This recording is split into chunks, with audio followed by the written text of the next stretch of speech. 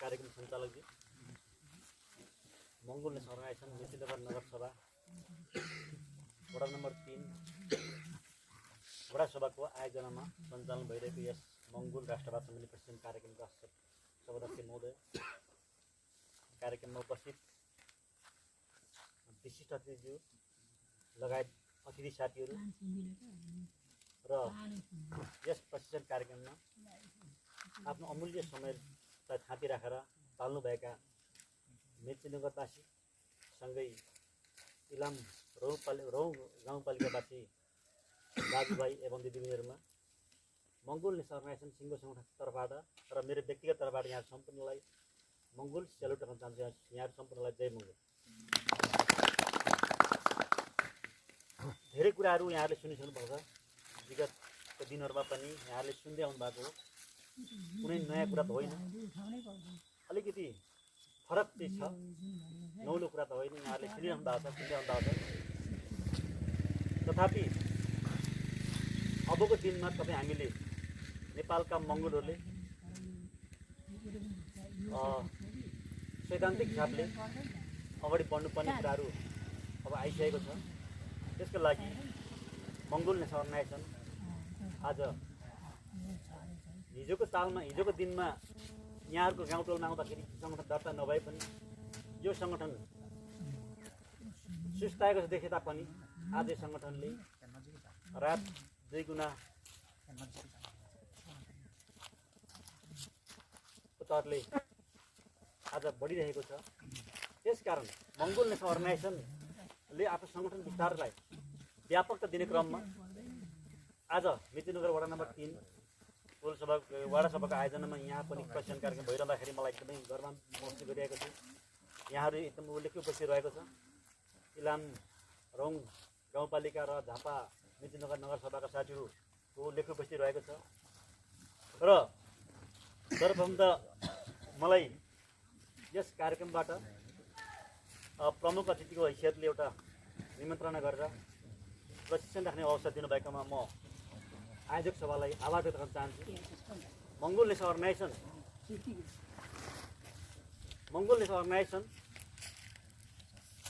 आज स्थापना भएको लामो दौरानमा आइरहँदा पनि हामी अझै पनि प्रशिक्षण लिइरहनुपर्ने यहाँ आवश्यकता भएको छ। किनभने हामी मङ्गोलको विषयमा धेरै थोरलाई जानकारी भए तापनि त्यसको आन्तरिक प्रशिक्षणहरू त्यसले कसरी अगाडि बढ्दैछ, भोलिको दिनमा कसरी अगाडि बढ्छ, कसरी चाहिँ एउटा चाहिँ राष्ट्रको चाहिँ एउटा चाहिँ नीति निर्माण गर्छ भन्ने कुराहरूमा हामीले गम्भीर रूपले बुझ्न आवश्यक छ। त्यसको लागि प्रशिक्षणहरू बुझ्नु एकदमै जरुरी छ। र हामीले अबको दिनमा यहाँका युवा शक्तिहरू, अघि साथीले भन्नुभयो जस्तो यहाँको युवा शक्तिहरू अब अलमल्लिएर होइन, साँच्ची नै मङ्गोल राष्ट्रवादको दर्शनलाई बुझेर साँच्ची नै अबको दिनमा आउने हाम्रो भावी पिँढीको उज्जवल भविष्यको लागि, सुरक्षित भविष्यको लागि पनि अब हामीले मङ्गोल राष्ट्रवाद दर्शनलाई आत्मसात गरेर अगाडि बढ्नको विकल्प छैन। त्यसले गर्दाखेरि यहाँहरूलाई मैले आग्रह गरेँ यो प्रशिक्षण प्रदान गर्नको लागि यहाँ आयोजक सभाले मलाई समय दिनुभएको छ। म यहाँहरूलाई के आग्रह गर्न चाहन्छु भने प्रशिक्षण समयले डेटो काटिसकेको छ, करिबन 2 बजी लागिसकेको छ। लगभग म समयको पाबन्दीलाई मध्यनजर गर्दै करिबन 1.5 घन्टादेखि 2 घन्टाको टाइम लिनेछु। त्यो अवधिसम्म यहाँहरूले एउटा धैर्यताका साथ बसेर सुनिदिनुहुन्छ भन्ने मैले पूर्ण अपेक्षा लिएको छु। र यो समयमा यहाँहरूले आफ्नो ध्यान पूर्ण रूपमा प्रशिक्षणमा दिनुको लागि म यहाँहरूलाई आग्रह गर्न चाहन्छु। र प्रशिक्षण मौखिक पनि हुन चाहिँ, तर मौखिक प्रशिक्षण र लिखित प्रशिक्षणमा अलिक फरक पर्दो रहेछ। मैले पनि धेरै कार्यक्रमहरूमा प्रशिक्षण दिँदै हिँडेँ। मौखिक प्रशिक्षणमा र लिखित प्रशिक्षण अलिक फरक पाएँ। मैले अलिक मजाले गहिरिएर बुझेकोहरू पाएँ, जसले गर्दाखेरि चाँडै नै उहाँहरूमा एउटा चाहिँ जोस जाँगर आएको मैले पाएँ। त्यसले गर्दाखेरि यहाँ पनि प्रशिक्षण, लिखित प्रशिक्षण दिनुको लागि बोर्डको व्यवस्था भएको छ हैन। त्यसले गर्दाखेरि म यहाँहरूलाई लिखित प्रशिक्षणको माध्यमबाट मङ्गोल राष्ट्रवाद दर्शन के हो है, मङ्गोल नेसनल अर्गनाइजेसन के हो र यसले कसरी नेपालमा एउटा साँच्चै नै अबको दिनमा एउटा उदाउँदो शक्तिको रूपमा आफूलाई उभ्याउन कोसिस गरिरहेको छ, उभ्याउन गइरहेको छ भन्ने विषयमा यहाँहरूलाई प्रशिक्षण दिन गइरहेको छु। सर्वप्रथम त यहाँहरू सम्पूर्णलाई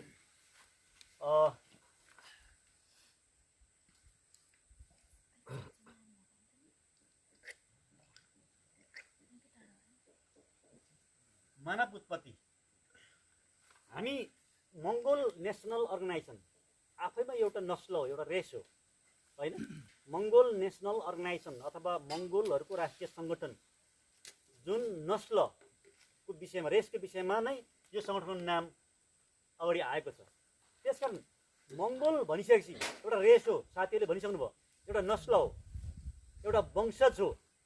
त यो वंशज कसरी आयो त फेरि मङ्गोल नेसनल अर्गनाइजेसनबाट मात्रै मङ्गोल भन्ने कुरो वंशज आयो भन्ने कुरा आयो।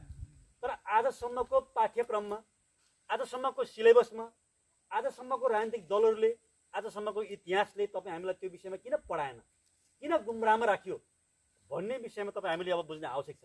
त्यसको लागि चाहिँ मानव उत्पत्ति अर्थात् ह्युमन इभोल्युसन होइन, ह्युमन इभोल्युसन कसरी भयो, मानव उत्पत्ति कसरी भयो त भन्दा मानव उत्पत्ति होइन, मानव उत्पत्तिको विषयमा हामीले गम्भीर रूपले बुझ्न आवश्यक छ। किनभने मान्छेको पनि फरक ढङ्गले उत्पत्ति भएको छ संसारमा। जसरी हामी आज बोट बिरुवाहरूको उत्पत्ति देख्छौँ होइन, एउटा आँपको बिरुवा, आँप एउटा फल हो म्याङ्गो होइन, त्यो आँप एकै किसिमको हुन्छ? हुँदैन। हुन्छ त? हुँदैन नि। आँप पनि तपाईँको थरी थरीको हुन्छ। एउटा बङ्गुर, बङ्गुर मात्रै भन्नु हुन्छ? हुँदैन नि। त बङ्गुर पनि थरी थरीको हुन्छ। त्यस्तै मान्छे पनि जसरी प्रकृतिमा भएका बोट बिरुवाहरू चाहिँ जीवहरू, पशु पक्षीहरू जसरी विभिन्न थरीका उत्पत्ति भए, त्यस्तै गरी नै मान्छेको उत्पत्ति पनि विभिन्न थरीको उत्पत्ति भएको कुराहरू आज विज्ञानले प्रमाणित गरिसकेको छ। त ती कसरी भयो त भन्दाखेरि मानव उत्पत्ति, ह्युमन इभोल्युसन,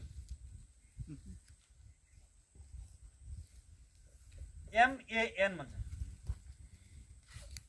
MAN भनेको मेन हो होइन, अथवा मानव हो होइन। त यो ह्युमनमा पनि हामी एउटा यसमा छुट्टै अर्थ पाउँछौँ। Human, HUMAN, HUMAN, human, huge unity of Mongol Arya Negro, यसको अर्थ हो huge unity of Mongol Arya Negro होइन, मानव उत्पत्ति। त मेन भनेपछि तपाईँको चाहिँ मङ्गोल आर्य निग्रो विश्वमा आजसम्म चार्ल्स डार्विनको थ्योरीलाई नै अहिलेसम्मको वैज्ञानिकहरूले फलो गर्दै आइरहेको कुरा हामीमा सत्य छ होइन। त चार्ल्स डार्विनले मानव उत्पत्तिको विकासक्रमलाई पहिलोचोटि प्रमाणित गरिसकेको कुरा हो। पहिलोचोटि चाहिँ उनीहरूले सिद्धान्त प्रतिपादन गरेको कुराहरू हामीले पढ्दै आएको छौँ। त चार्ल्स डार्विन थ्योरी अनुसार त विश्वमा मेजर रेसहरू अथवा मेजर वंशजहरू अथवा नस्लहरू चाहिँ तीनटा छन् भन्ने कुराहरू चार्ल्स डार्विनको थ्योरीबाट चाहिँ वास्तवमा आइसकेको छ। तीन रेसको अथवा तीन वर्णको अथवा तीन नस्लको, त्यो तीन नस्ल चाहिँ प्रमुख तीन नस्ल चाहिँ भनेको मङ्गोल, आर्य र निग्रो हो। त मङ्गोल, आर्य र निग्रो, एमबाट मङ्गोल, मङ्गोल, आर्यन अनि निग्रो, प्रमुख तीनवटा नस्लमा मङ्गोल, आर्य, निग्रो, जसलाई MAN, मेन भनेको मान्छे पनि हो। मान्छे बन्नको लागि के गर्नु पर्यो? मङ्गोल, आर्य, निग्रो हुनु पर्छ होइन। यहाँबाट प्रश्न रहन्छ नि त, अहिले साथीहरूले मान्छेको कुराहरू गर्दै हुन्छ साथीहरूले नि। त मङ्गोल, आर्य, निग्रो तीनटा मध्येमा एउटा हामी बन्नु पर्यो। त त्यही विषयमा हो आज मङ्गोल नेसनल अर्गनाइजेसन हामी यस सङ्गठनको एउटा सिद्धान्तभित्र रहेर हामी प्रशिक्षण लिइरहेका छौँ, प्रशिक्षण दिइरहेको छौँ होइन। त्यही विषयमा हामीले बुझ्न आवश्यक छ। त मङ्गोल नेसनल अर्गनाइजेसन यत्रो लामो वर्ष भयो, यसले वास्तवमै नेपाल लोकतन्त्र, धर्मनिरपेक्ष प्रान्तीय सरकार र मानव अधिकारको विषयमा वकालत गर्दै आइरहेको छ। तर पनि हामीले किन बुझिरहेका छैनौँ होइन, मानिसले किन बुझेन, यसको उद्देश्य के हो भन्ने विषयमा हामी अब गौड हुनुपर्छ, वास्तवमा क्या गम्भीर हुनुपर्छ है। त मङ्गोल नेसनल अर्गनाइजेसनले बोल्दै आइरहेको कुरा पनि त्यही हो। विश्वमा मानव उत्पत्ति, मानव साइन्सले, ह्युमन साइन्सले होइन, ह्युमन साइन्सले भनेको कुराहरू अब हामीले भन्नुपर्छ है होइन। मानव विज्ञानले लेखेको, बोलेको, प्रमाणित गरेको कुरालाई हामीले लिएर जानुपर्छ। अब हामीले काल्पनिक संसारमा डुबेर हुँदैन भन्ने कुरा नै अगाडि सारिरहेको छ। त्यसकारण मङ्गोल, आर्य, निग्रो, अब यो तीनवटा मानिसको उत्पत्ति विभिन्न ठाउँमा, अलग अलग ठाउँमा भएको छ। एउटा मङ्गोल, एउटा आर्यन, एउटा निग्रो होइन। त मङ्गोलको उत्पत्ति कहाँ भन्दाखेरि मङ्गोलको उत्पत्ति तपाईँको चाहिँ यहाँ शिवलिक पर्वत शिवलिक पर्वतमा 1 करोड 10 लाख 1 करोड 10 लाख वर्ष अगाडि मङ्गोलको उत्पत्ति भयो। कहाँ भन्दाखेरि यही शिवलिक पर्वतको वरिपरि, जसलाई आज नेपाल, भारत र चाइनाले परिचित गराउँछ। नेपाल, भारत र चाइनाको भूभागलाई समेट्ने गरेर शिवलिक माउन्टेन छ। त्यो शिवलिक माउन्टेनको उत्पत्ति भनेको 1 करोड 25 लाख वर्ष पुरानो। कति? 1 करोड 25 लाख वर्ष पुरानो। त 1 करोड 10 लाख वर्ष पुरानो इतिहास चाहिँ मङ्गोलको इतिहास हो भन्ने कुराहरू प्रमाणित भइसकेको छ। त्यो कहाँ भन्दाखेरि त शिवलिक माउन्टेनको पनि प्रपरली नेपालको पनि पाल्पाको चाहिँ एउटा त्रिवेणी नदीको दोभानमा, होइन, त्यहाँ चाहिँ ड्रेन खन्दाखेरि, त्यो नदीको छेउमा ड्रेन खन्दाखेरि ड्रेन खन्ने बेलामा त्यहाँ मानव बङ्गारा फेला पर्यो। त्यो मानव बङ्गारा 1 सेन्टिमिटर चौडा र 1.5 सेन्टिमिटर चाहिँ तपाईँको लम्बाइ भएको मानव बङ्गारा थियो। त्यो मानव बङ्गारा चाहिँ ल्याबमा डिएनए परीक्षण गर्दाखेरि मानवशास्त्री, अमेरिका र रसियाबाट आएको मानवशास्त्रीले ल्याबमा लगेर डिएनएले नै विश्वमा मानिसको रेस छुट्याउँछ। डिअक्सी राइबोन्युक्लिक एसिड, यो विज्ञानसँग पर्छ, होइन? डिअक्सी राइबोन्युक्लिक एसिड, यसले मात्रै कुन नस्लको कुन रेसको मान्छे भनेर छुट्याउन सक्छ। त्यसकारण यो बङ्गारा 1 सेन्टिमिटर चौडा र 1.5 सेन्टिमिटर लामो बङ्गारा चाहिँ जुन पाल्पाको दोभानमा भेटियो, त्यो लगेर रिसर्च गर्दाखेरि, त्यो लगेर ल्याबमा डिएनए परीक्षण गर्दाखेरि 1 करोड 10 लाख वर्ष पुरानो इतिहास चाहिँ नेपालमा मङ्गोलहरूको पुर्खाको, जसलाई आदिमानव पनि भनिन्छ, आदिमानव, जसलाई अहिले आएर त्यसको नाम रामापिथेकस भनेर भनिन्छ। रामापिथेकस के भनिन्छ? रामापिथेकस भनेर भनिन्छ। त्यो 1 करोड 10 लाख वर्ष पुरानो इतिहास चाहिँ आज नेपालमा शिवलिक माउन्टेनको वरिपरि, त्यसमा पनि प्रोपरली नेपालको पाल्पाको दोभानमा फेला परेको इतिहास छ वास्तवमा। क्या त्यसले गर्दाखेरि जहाँ उत्पत्ति भयो, जस्तै मङ्गोल यहाँ उत्पत्ति भयो, इलाकाको उत्पत्ति भयो भनेपछि मङ्गोलहरू यहाँको मूलवासी हो, यहाँको इन्डिजिनियस पिपल हो, होइन? इन्डिजिनियस पिपल हो अथवा यहाँको मूलवासी हो। उत्पत्तिसँगको शब्द भने चाहिँ मूलवासी हो। अब त्यसै गरी मङ्गोलको विषयमा त्यहाँहरू बुझ्नुभयो। एसियामा अब यहाँ एसियामा हामीले नेपालको त कुरा गऱ्यौँ। चाइनामा भएको मङ्गोलहरू चाइनाकै मूलवासी हो, जापानमा भएको जापानकै मूलवासी हो। समग्र शिवलिक माउन्टेनबाट फैलिएर लगभग एसियाकै सबै मान्छेहरू एसियन पिपल हो अथवा मङ्गोल हो, र उनीहरू त्यहाँका मूलवासी हो। जापानको जापानिजहरू त्यहाँका मूलवासी हो, कोरियाको कोरियनहरू त्यहाँका मूलवासी हो, भियतनामका भियतनामीहरू त्यहाँका मूलवासी हो भन्ने कुरा हामीले बुझ्नुपर्छ। त्यसै गरी चाइनाको चाइनिजहरू मूलवासी हो, भारतका मूलवासीहरू त्यहाँका चाहिँ भारतको त्यहाँको मङ्गोलहरू त्यहाँका मूलवासी हो, उत्पत्तिवासी हो, होइन? त त्यसै गरी त मङ्गोल कुरा आयो। त अर्को रेस भनेको आर्यन। आर्यनको उत्पत्ति कहाँ भन्दाखेरि युरोपमा भयो। मङ्गोलको एसियामा, होइन? मङ्गोलको एसियामा, आर्यनको युरोपमा। युरोप पनि कहाँ भन्दाखेरि ककसियस पहाड भनिन्छ। त्यो ककसियस पहाड चाहिँ क्यास्पियन सी र ब्ल्याक सीको माझमा एउटा लम्बातन्ने परेको पहाड छ वास्तवमा, होइन? त्यो ककसियस पहाडको वरिपरिको भूभागमा चाहिँ आर्यनहरूको अथवा ककसियन, होइन, ककसियन पनि भनिन्छ। ककसियस पहाडको वरिपरि उत्पत्ति भएकोले उनीहरूलाई ककसियन पनि भनिन्छ, होइन? ककसियस पहाडको वरिपरि उत्पत्ति भएकोले उनीहरूलाई ककसियन पनि भनिन्छ। अथवा आर्यनको अथवा ककसियनको उत्पत्ति चाहिँ युरोपको पनि ककसियस पहाडको वरिपरि उत्पत्ति भएको थियो, जुन पहाड चाहिँ क्यास्पियन सी र ब्ल्याक सीको माथि पर्छ, होइन? त्यो अहिले ठ्याक्कै कहाँ पर्छ भन्दा अहिले सोभियत रसिया, होइन? सोभियत रसियामा पर्छ। त्यो चाहिँ कहाँ पर्छ? सोभियत रसियामा।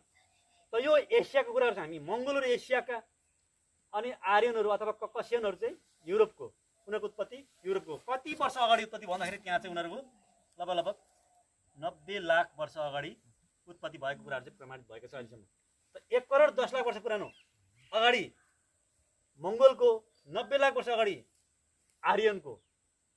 त अहिले हामीले जम्मै देखेको विश्व के अरे युरोपको गोराहरू तिनै ककसियन हुन्, तिनै आर्यनहरू हुन्। अहिले तपाईँ हाम्रो नेपालमा हामीलाई शासन गर्नेहरू, होइन, जसलाई बाहुन छेत्री भनिन्छ, उनीहरू पनि तिनै गोराहरूको सन्तान हुन्, तिनै गोराको दाजुभाइ हुन्। त उनीहरू नेपालमा यहाँ प्रवेश गरेछ। त्यो विषयमा हामीले जान्छौँ। त्यसकारण अब मङ्गोलको उत्पत्ति भनेको 1 करोड 10 लाख वर्ष पुरानो इतिहास छ।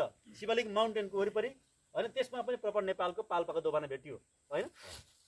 अब अर्को युरोपमा ककेसियस पहाडमा 90 लाख वर्ष अगाडि आर्यनको उत्पत्ति भयो होइन। आर्यनहरू त्यस कारण युरोपका मूलवासी हुन्। आर्यनहरू अथवा ककेसियन युरोपको मूलवासी हुन्। त्यसै गरी निग्रोहरू कहिले भन्दाखेरि निग्रोहरू चाहिँ अफ्रिकी महादेशको पनि इथियोपिया होइन, इथियोपिया भन्ने सहरमा चाहिँ तपाईँको चाहिँ उनीहरूको उत्पत्ति भएको कुरा प्रमाणित छ। जुन प्रमाण नै वास्तवमा यो चाहिँ चार्ल्स डार्विनले प्रमाणित गरेको कुराहरू हो होइन। कति वर्ष अगाडि भन्दाखेरि 1 करोड 40 लाख वर्ष अगाडि चाहिँ सबैभन्दा पहिला मान्छे 3 किसिम मैले भने नि, बङ्गुर पनि धेरै प्रजातिको हुन्छ, आँप पनि धेरै प्रजातिको हुन्छ, त्यसै गरी मान्छेको पनि प्रजाति वास्तवमा धेरै रहेछ। त्यसमा पनि प्रमुख 3टा रहेछ, मङ्गोल, आर्य, निग्रो।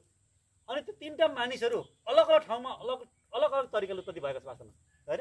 त्यसमा मैले मङ्गोल र आर्य विषय भने। र निग्रो भनेको चाहिँ हप्सी होइन, जसलाई हामी काला जाति भन्छौँ, हप्सी।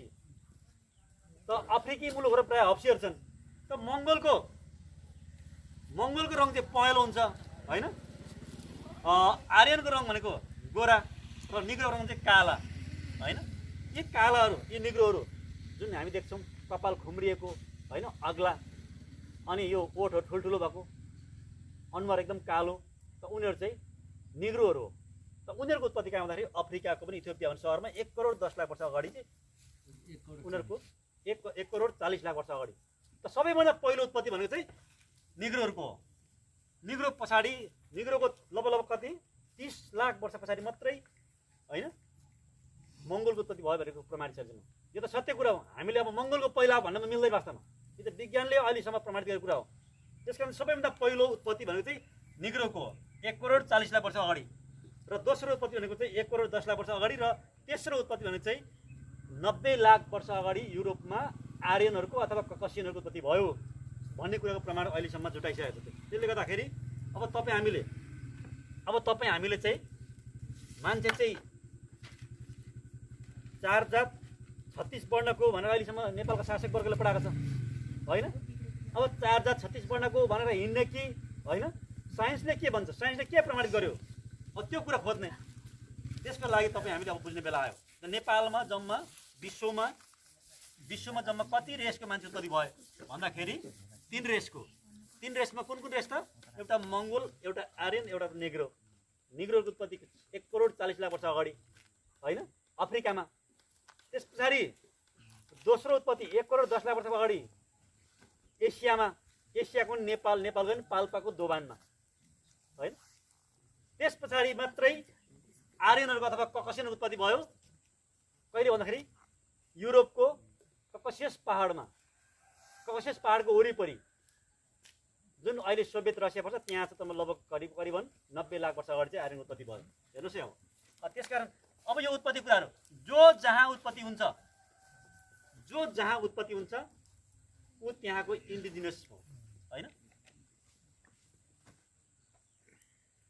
जो जहाँ उत्पत्ति हुन्छ त्यहाँको इन्डिजिनस हो अथवा मूलवासी हो होइन। युरोपमा उत्पत्ति भएको मान्छेलाई त्यहीँकै मूलवासी भनियो। एसियामा उत्पत्ति भएकोलाई एसियाकै मूलवासी भनियो। त्यसै गरी तपाईँको चाहिँ अफ्रिकामा उत्पत्ति भएकोलाई अफ्रिकाकै इन्डिजिनस पिपल अथवा मूलवासी भनियो हो। त अब 3टा रेसको विषयमा हामी क्लियर भयौँ। Major 3 race Mongol, Aryan and Negro होइन। त्यसमध्येमा तपाईँको चाहिँ मङ्गोल, आर्यन, निग्रो हामीले कहाँ उत्पत्ति भयो भन्ने कुरा प्रमाणित हामीले चाहिँ बुझिसक्यौँ होइन। एसियामा, युरोपमा र अफ्रिकामा। अफ्रिकाको पनि इथियोपिया भन्ने सहरमा, युरोपको पनि ककेसियस पहाडको वरिपरि जुन अहिले सोभियत रसियामा पर्छ, र एसियाको चाहिँ मङ्गोल चाहिँ एसियाको चाहिँ तपाईँको चाहिँ पाल्पाको दोभानमा शिवलिङ्ग माउन्टेनको वरिपरि भनेर भनेको छ अहिले साइन्सले। त्यसमा पनि पाल्पाको दोभानमा 1 करोड 10 लाख वर्ष पुरानो इतिहास चाहिँ मङ्गोलको हो भनेर प्रमाणित गरिसक्यो विज्ञानले। अब हामी कहाँ जाउँ भने त नेपालको कन्टेक्स्टमा हामी जाउँ। अब मैले अघि भने जो जहाँ उत्पत्ति हुन्छ त्यहाँको मूलवासी हो। त नेपाल कन्टेक्स्टमा जाउँ। नेपालको कन्टेक्स्टमा तपाईँ हामी यहीँको उत्पत्तिवासी भएकोले यहीँकै ओरिजिन भएकोले हामी यहाँको मूलवासी हो, हामी यहाँको इन्डिजिनियस पिपल हो। तर अहिलेसम्म मूलवासी अथवा इन्डिजिनियस पिपल भन्ने कुरा हामीले सुनेका छैनौँ, होइन, सुन्नु पाएको छैन, सुन्न दिएको छैन। त्यसले गर्दाखेरि अब यो के कारणले भयो भन्दाखेरि त्यो विषयमा हामी अब नेपालको कन्टेक्स्टमा गएर नेपालको पोलिटिकल कन्डिसन, होइन, पोलिटिकल सिचुएसन कस्तो हो त भन्ने विषयमा बुझ्नुपर्छ। र नेपालको हकमा चाहिँ अहिले आएर के हो भने दुईवटा रेसको छ, दुईवटा रेस। अब यो MAN मेनमा यो एनलाई हटाइदिउँ, किनभने नेपालमा निग्रो छैन, छ त नेपालमा निग्रोहरू छैन, हप्सीहरू छैन। नेपालमा कुन कुन छ भन्दाखेरि मङ्गोल र आर्यन मात्रै छ। अब यो आर्यनहरू अघि हामीले बुझ्यौँ, पढ्यौँ, युरोपको पनि ककेसियस पहाडमा भएको उत्पत्ति भएको भन्ने कुरा छ। त कुन बेला कहाँबाट नेपालमा प्रवेश गरे भन्ने कुराको इतिहास छ, छुट्टै छ, है।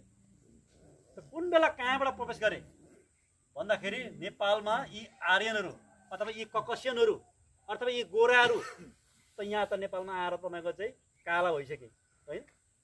त यी आर्यनहरू चाहिँ नेपालमा, नेपाल त मङ्गोल त नेपालकै मूलवासी भइगयो, नेपालकै उत्पत्तिवासी। त आर्यनहरूको चाहिँ उत्पत्ति कहिले भन्दाखेरि आर्यनको प्रवेश कहिले भन्दाखेरि नेपालमा लगभग 1495 सबैभन्दा पहिलो उत्पत्ति हो कि 1495 त्योभन्दा अगाडि नेपालमा आर्यन अथवा ककेसियनहरूको उत्पत्ति के अरे प्रवेश भएको थिएन। हामी त्यहाँ कुनै पनि तपाईँको प्रमाणहरू पाएको छैन अहिलेसम्म। 1495 पहिलोचोटि नेपालमा आर्यन अथवा ककेसियनहरू प्रवेश गरेको इतिहास छ। अब यो कसरी प्रवेश गरे भन्दाखेरि त्यत्तिकै सजिलै आएको होइन। त इतिहास हेर्दाखेरि त के छ भने लगभग 4000 वर्ष अगाडि, 4000 वर्ष अगाडि युरोपबाट, त्यही उनीहरूको उत्पत्ति थलोबाट, युरोपबाट उनीहरूकै दाजुभाइले त्यहाँबाट तपाईँको खेदाइ परेपछि, उनीहरूको दाजुभाइको आग्रहमा परिसकेपछि, खेदाइ परिसकेपछि उनीहरूको दाजुभाइहरू चाहिँ तपाईँको चाहिँ नेपालमा तपाईँको चाहिँ आएको इतिहास चाहिँ वास्तवमा 4000 वर्ष अगाडि छ। त 4000 वर्ष अगाडि नेपालमा आएको इतिहास होइन, त विभिन्न बाटो हुँदै नेपालमा आएको इतिहास चाहिँ वास्तवमा 4000 वर्ष पुग्यो अहिलेसम्म। त सबैभन्दा पहिलो कहाँबाट आउँदाखेरि उनीहरू पहिला चाहिँ त्यहाँ पनि हाइटीको आग्रहण पर्यो युरोपमा पनि। अनि हाइटीको आग्रहण परिसकेपछि उनीहरू भागेर तपाईँको इरान आए। लगभग 4000 वर्ष अगाडि चाहिँ इरानमा आएको इतिहास छ। कहिले? 4000 वर्ष अगाडि इरानमा। त इरानमा आएर बसे। त इरानमा पनि जहिले पनि आर्यहरू, नेपालमा आएका आर्यहरूको जिन, उनीहरूको प्रवृत्ति, उनीहरूको नेचर हेर्दाखेरि अहिलेसम्म त नेपालमा तपाईँ हामीलाई शासन गर्ने यिनै बाहुनहरूका पुर्खाहरूले, क्रान्तिकारी बाहुनहरूले लेखेको पुस्तकहरू, विभिन्न पुस्तकहरूको आधारमा अहिलेसम्मको आर्यहरूको विशेषता, उनीहरूको जिन भनेको जहिले पनि झगडालु, उपद्रव मचाउने, लुटपाट गर्नेदेखि बाहेक कुनै पनि केही पनि थिएन भनेर भनेको छ। भनेको राम्रो नेचरको कहिले पनि थिएन। त्यसकारण उनीहरू आफ्नै दाजुभाइबाट खेतिए पछाडि 4000 वर्ष अगाडि उनीहरू इरानमा आएर बसे। अनि इरानमा पनि तपाईँको त्यही भयो, त्यहाँ पनि लुटपाट मचाउने, होइन, आफ्नै चेलीबेटीहरू पनि नदेख्ने, लुटपाट मचाउने, काटामार गर्ने, होइन, गर्न हुने नहुने जे काम पनि गर्ने। त्यसले गर्दाखेरि इरानीहरूले पनि उनीहरूलाई खेदाए, इरानबाट पनि इरानीहरू खेदाएपछि उनीहरू अफगानिस्तानको बाटो हुँदै उनीहरू चाहिँ भारत प्रवेश गरे। कहिले भन्दाखेरि लगभग 3700 नै भइसक्यो। लगभग 3700 वर्ष अगाडि उनीहरू भारत प्रवेश गरे। भारत प्रवेश गर्दाखेरि उनीहरूले विभिन्न किसिमको उपद्रव मचाउँदै त्यो यो बाटो हुँदै, जङ्गलको बाटो हुँदै, इरानबाट तपाईँको जङ्गल बाटो हुँदै भारतको पनि कहाँ प्रवेश गरे? सिन्धु घाटी। हिजो त सिङ्गो भारत थियो, अहिले पाकिस्तान भयो त, होइन, पछि फुटेको पाकिस्तान त। यो सिन्धु घाटी उनीहरू प्रवेश गरे। यति बेला उनीहरूले इतिहास हेर्दाखेरि उनीहरूले सहजै रूपमा उनीहरू प्रवेश गरेको इतिहास छैन वास्तवमा। मैले अघि भने उपद्रव मचाउँदै, तपाईँको तोडफोड, ढुङ्गा माटो गिटीमा यताउता गर्दै, तपाईँको चाहिँ लुटपाट मचाउँदै, होइन, तपाईँको चाहिँ चेलीबेटीहरूको इज्जत लुट्दै, हरेक गर्दै, तपाईँको चाहिँ पशु पक्षीहरू मार्दै, खाँदै, मोज गर्दै उनीहरू प्रवेश गरेको इतिहास वास्तवमा छ। त्यो इतिहास चाहिँ आज यो बाहुनवाद भन्ने पुस्तकबाट प्रष्ट हुन्छ। र नेपालमा अहिले भर्खरै मात्र एकजना ब्राह्मणले, इन्डियाका ब्राह्मण हुन्, केदारनाथ पाण्डे, जसले चाहिँ पाण्डे भने त इन्डियाको बाहुन हो, अहिले पनि इन्डियाकै नागरिक हुन्। उनै केदारनाथ पाण्डेले हिन्दूवाद अथवा उनीहरूको संस्कार, हिन्दू संस्कार अथवा हिन्दूवाद अथवा धर्मै जे भने पनि होइन, यो वादलाई उनीहरूले मन पराएन। किनभने यो भित्र जात व्यवस्था छ, उच निच छ, सानो ठुलो भन्ने भावना छ। त्यसले यो वादभित्र उनले मन नपराएपछि यो वादलाई परित्याग गरेर उनले बुद्ध दर्शनमा प्रवेश गरे। बुद्ध दर्शन उसले अङ्गाले पछाडिको उसको नाम उनै केदारनाथ पाण्डेको नाम चाहिँ के राख्यो? केदारनाथ पाण्डे। उसको नाम चाहिँ राहुल साङ्कृत्यान।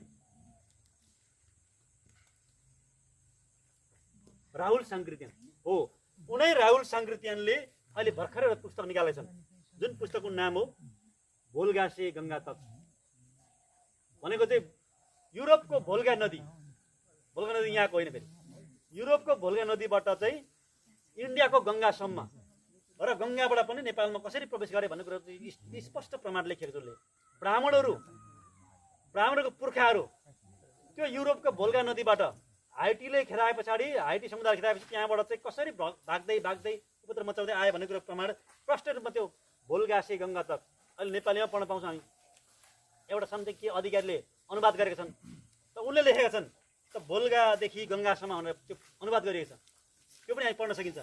त्यो पुस्तकमा चाहिँ विभिन्न तपाईँको चाहिँ के अरे यज्ञ गर्दै, तपाईँको चाहिँ पशु पक्षीको वध गर्दै खाँदै, तपाईँको चाहिँ चेलीबाटीबाट लुटपाट गर्दै मोज बस्ती गर्दै उनीहरू वर्तमान भारतमा प्रवेश गरेको सिन्धु घाटीबाट छिरेको इतिहासहरू वास्तवमा प्रष्टै लेखिएको छ। वास्तवमा त्यहाँबाट नेपाल छिर्यो त 1495 होइन, 1495 त उनीहरू 3700 वर्ष अगाडि इन्डिया प्रवेश गरे होइन। 4 वर्ष अगाडि सुरु भएको उनीहरू र 3700 वर्ष इन्डिया आयो। इन्डिया आइसकेपछि लगभग तपाईँको चाहिँ इन्डियाबाट चाहिँ नेपाल प्रवेश गरेको चाहिँ नेपालमा आएको चाहिँ तपाईँको कहिले भन्दाखेरि 1495 सन् 1495। त्योभन्दा अगाडि नेपालमा आर्यनहरू अथवा कसिनहरूको पुर्खाहरू थिएन। त्यसले गर्दाखेरि अब नेपालमा यिनीहरू विभिन्न यसरी उपद्रव मचाउँदै नेपालमा प्रवेश गरे। नेपाल आइसकेपछि सुरुमा उनीहरू पनि सजिलै आएको होइन वास्तवमा इन्डियाबाट पनि उनीहरू फेरि त्यहाँबाट पनि मुसलमान राजाहरूको चाहिँ मुसलमान सम्राटहरूको अलाउद्दिन खिल्जीको आक्रमण परेपछि उनीहरू त्यहाँबाट भाग्दाखेरि उनीहरूको दुईवटा समूह आयो होइन। 1495 शाहहरू आयो होइन, अनि 1559 चाहिँ राणाहरू आयो क्या। दुई समयमा दुईवटा समूह आयो उनीहरू, शाह राणाहरू। यसरी नेपालमा 1495 प्रवेश गरेका यिनै शाहहरू होइन, यिनै शाहहरूको पुर्खाहरू नेपालमा 1495 प्रवेश गरेपछि उनीहरूले सुरुमा घाँस मागे, घाँस दियो होइन, अनि बाँस मागे, बाँस पनि दियो, घाँस पनि दियो। लास्टमा तपाईँ हाम्रै पुर्खालाई उठीबास लागेको इतिहास तपाईँ हामीले प्रश्न भइसकेको छ होइन। किनभने हिजो 1495 भन्दा अगाडि यो नेपाल, यो देश, यो हाम्रो भूमि एकदमै हराभरा थियो, सुनौलो थियो। तपाईँ हाम्रो पुर्खाहरू सम्राट थिए। यहाँ तपाईँको चाहिँ के अरे चाहिँ तराईमा हेर्दा तपाईँको थारूको दरबारहरू थियो, थारू राजाहरू थिए। यता पहाडमा पश्चिम पहाडमा हेर्दा तपाईँको मगर गुरुङ राजाहरू थिए, मगरको गुरुङ राजाहरू थियो। अनि यता पूर्व मध्य भेगमा आउँदा तामाङ राजाहरू थियो होइन, जुन इतिहासहरू हामी भर्खरै पाइरहेको छौँ होइन, विभिन्न फेसबुक सञ्जालबाट पाइरहेको छौँ। र यता पूर्वमा आएर तपाईँको चाहिँ मध्य भागमा नेवार राजाहरू थियो, र पूर्वमा आएर तपाईँको चाहिँ यता चाहिँ के अरे लेप्चा अनि मगर लेप्चा राई र लिम्बूको राजाहरू थिए है। भनेको हाम्रा पुर्खाहरू हिजो 1495 प्रवेश हुँदा अगाडि हाम्रो पुर्खाहरू शासक थिए भन्नु खोजेको मैले होइन। राजाको फेरि पक्षमा बोल्ने होइन, फेरि त हाम्रो पुर्खाहरू शासक थिए। त्यति बेलासम्म शान्ति थियो, अमन चयन थियो, त्यति बेलासम्म विकास तीव्र गतिमै थियो वास्तवमा होइन। त्यो कुरा चाहिँ तपाईँको जब 1495 नेपालमा यी षड्यन्त्रकारी विदेशी होइन साम्राज्यवादी तपाईँको जुनको समूह बेला 1495 प्रवेश गर्यो, र त्यस पछाडि त्यति बेला तपाईँको चाहिँ अलाउद्दिन खिल्जीको आक्रमण परे, अनि घाँस बाँस मागे होइन। लास्टमा हाम्रो तपाईँको उठीबास लाग्यो। त उठीबास लगाउन कसरी सुरु गर्दाखेरि अब यो विषयमा हामीले अब भिन्न तरिकाले अध्ययन गर्नुपर्छ। कसरी उठीबास लाग्यो त? सजिलै त होइन। सुरुमा शरण दियो होइन, शरण मागे, त्यहाँबाट घाँस दियो, घाँस मागे। त पछि उनीहरूले के गर्यो भने उनीहरूले अब यिनीहरूलाई यत्तिकै छोड्दैन हामीले। यिनीहरूले हामीलाई पस्न मौका दियो, खानु पनि दियो। अब हामीले षड्यन्त्र गर्नुपर्छ, अब यिनीहरूको सबै सत्ता कब्जा गर्नुपर्छ भनेर उनीहरूले षड्यन्त्र बुन्यो। षड्यन्त्र बुनेपछि तपाईँको चाहिँ लगभग मैले अघि भने 1495 मा शाहहरू भित्रिए अनि 1559 मा तपाईँको राणाहरू भित्रिएको इतिहासहरू छ वास्तवमा। यही 1559 मा राणा भित्रेकै बेलामा करिबन तपाईँको चाहिँ यिनीहरूले चाहिँ तपाईँ हाम्रो पुर्खाहरूमाथि आक्रमण सुरु भयो। त पहिलो आक्रमण नै फर्स्ट एट्याक नै तपाईँको चाहिँ 1559 मा भयो। कहाँ भन्दाखेरि गोर्खाको तपाईँको घले राजामाथि आक्रमण भयो होइन। गोर्खाको घले राजामाथि आक्रमण भयो, जहाँ घले राजालाई कुनै पनि सुईको थिएन, कुनै जानकारी थिएन। त्यहाँ चाहिँ पुरै 64 वर्षको डिफरेन्समा, लगभग 64 वर्षको डिफरेन्समा उनीहरूले सबै षड्यन्त्र बुनिसकेको रहेछ होइन। हाम्रो मङ्गोलहरू सहिलेको सिधा अहिले पनि तपाईँ हामीलाई अहिले पनि यहीँ गाउँ गएर पनि हाम्रै क्षेत्रीय बाहुन साथीहरूले कति अब षड्यन्त्र गरिरहेको छ भन्ने कुरा हामीलाई थाहा हुँदैन होइन। उनीहरू त जहिले पनि उनीहरू नयाँ काम विकासको नयाँ काम गर्नु त्यति उनीहरूलाई छैन, वास्तवमा चासो छैन। कसरी हुन्छ यिनीहरूलाई फुटाउने अनि हामी सुपर पावर बन्ने, हामी अगाडि बढ्ने भन्ने मात्रै हुन्छ। त्यसको उनीहरूले षड्यन्त्रहरू बुनिरहन्छ। त्यसको लागि त्यति बेला पनि तपाईँ 64 वर्ष लागेको छ षड्यन्त्र बुन्नलाई। 64 वर्ष पछाडि चाहिँ पहिलो आक्रमण गोर्खामाथि भयो। गोर्खाको घले राजामाथि आक्रमण भयो। आक्रमण भएपछि तपाईँ घले राजाको टाउको ठुन्काइयो। ठुन्काएपछि तपाईँले त्यति बेला कसले गर्यो भन्दाखेरि द्रव्य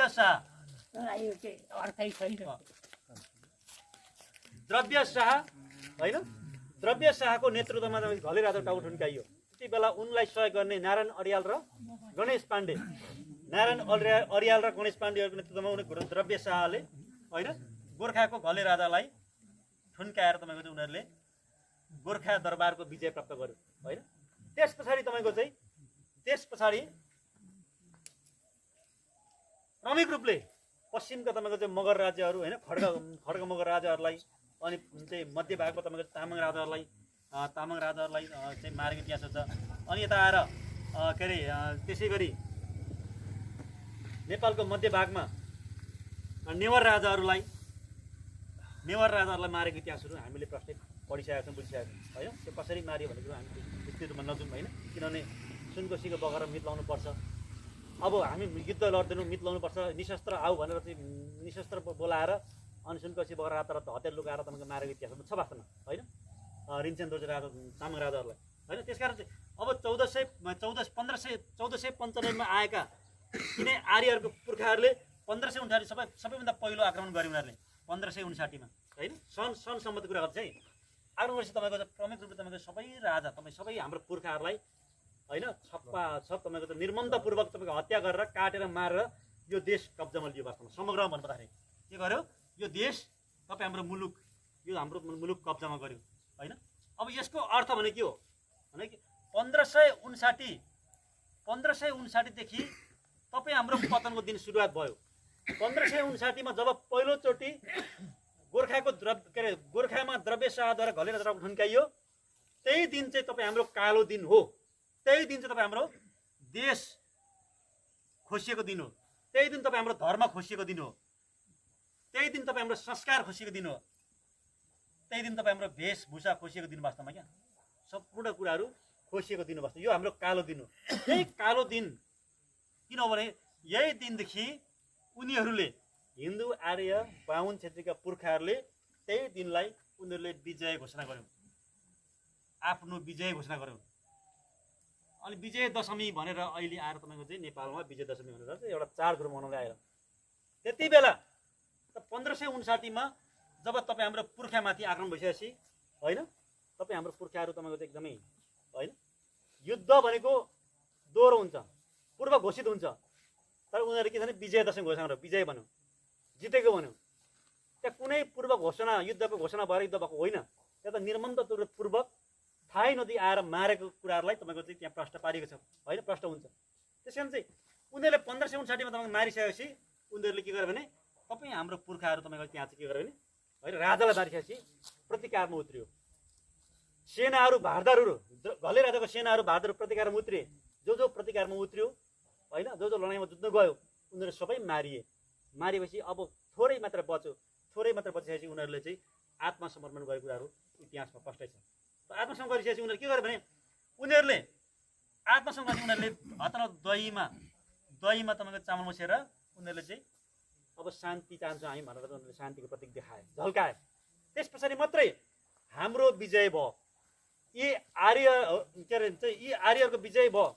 तपाईँ हामी मङ्गोलको पराजय भयो, हामी अनार्यको, हामी असुरको, हामी राक्षसहरूको चाहिँ पराजय भयो भने उनीहरूले चाहिँ हाम्रै पुर्खाहरूको त्यो काटेर तपाईँको चाहिँ खुनको खोला बग्यो।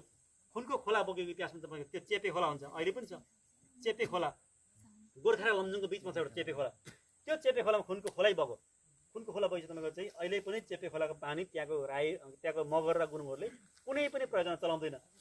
अनि तपाईँको त्यही खुनको खोला, त्यही खुनमा उनीहरूले मातिएर तपाईँको लट्ठ परेर तपाईँको त्यही खुनमा चाहिँ उनीहरूले चामल मुसेर अक्षता मुसेर त उनीहरूले निधारमा त रातो टिका लगाएर उनीहरूले विजय घोषणा गरेको इतिहास हो वास्तवमा क्या। त्यसकारण हाम्रो पुर्खा गिडिएको दिनको सुरुवात भएको दिन हो, हाम्रो कालो दिन हो, हाम्रो देश खोसिएको, हाम्रो भूमि खोसिएको, हाम्रो धर्म खोसिएको, हाम्रो भाषा खोसिएको, हाम्रो वेशभूषा खोसिएको, हाम्रो लिपि खोसिएको दिन हो। यो चाहिँ हाम्रो कालो दिन वास्तवमा।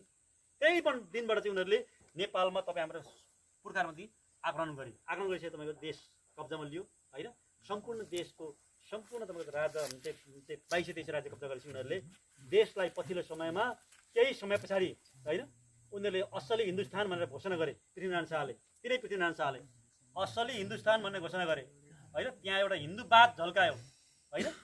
त्यस पछाडि आएर सम्पूर्ण देश कब्जा गरिसकेपछि उनीहरूले आएर तपाईँको चाहिँ लगभग 2020 साल 21 सालतिर हिन्दू राष्ट्र घोषणा गरेको इतिहासहरू छ वास्तवमा। मुलुकलाई हिन्दू राष्ट्र घोषणा गरिसकेपछि उनीहरूले सम्पूर्ण, मैले भने अघि यहाँलाई, त्यसै पनि तपाईँ हाम्रो 1559 भनेको तपाईँ हाम्रो पुर्खा गिडेको दिन हो, हाम्रो कालो दिन हो, हाम्रो सम्पूर्ण कुराहरू सम्पूर्ण सर्वस्व हरण भएको दिन हो होइन। त्यसै पनि त उनीहरूले पछि आएर के गर्यो भने हिन्दू राष्ट्रै घोषणा गर्थ्यो। हामी अहिन्दूको अथवा हामी मङ्गोलको, हामी बुद्धिस्टको, हामी सिख, जैन, क्रिस्चियन, मुसलमानको राष्ट्र भयो नि त। त्यसको अर्थ हिन्दूको त राष्ट्र भयो होइन। हिन्दू राष्ट्र घोषणा सबै कुराहरूलाई हामीलाई हिन्दूकरण गरिदियो। अझै पनि हामी धर्म के हो भन्न सोद्धाखेरि हामी हिन्दू भनेर चाहिँ गर्वका साथ भन्छौँ वास्तवमा। तर सोचेर ल्याउँदाखेरि हामी अहिन्दू हौँ, हामी हिन्दू होइन वास्तवमा। हिन्दू भनेको वास्तवमा फारसी भाषामा होइन, हिन्दू भनेको हिंसा गर्ने, लुटपाट गर्ने, मान्छेको संहार गर्ने, दु भनेको दुष्यति होइन, एउटा चाहिँ काम भनेर भनिन्छ वास्तव फारसी भाषामा।